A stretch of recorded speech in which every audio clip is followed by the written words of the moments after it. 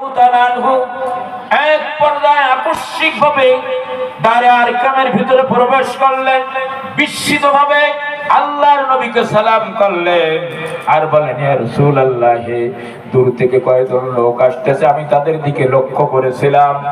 এক পর্যায়ে আমি বুঝতে পারলাম, দেখতে পেরেছি, আমি এটা নিশ্চিত হয়ে গেছি, ওই লোকগুলোর ভিতরে খাব্বাবের বেটা উমারও আসতেছে।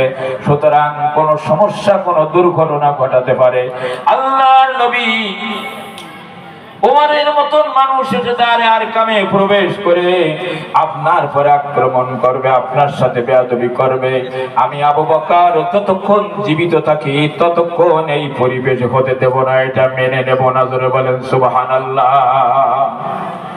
আমার প্রিয় ভাইয়েরা, হুজুর বললেন, উমার, আবু বকর শান্ত হয়ে যাও।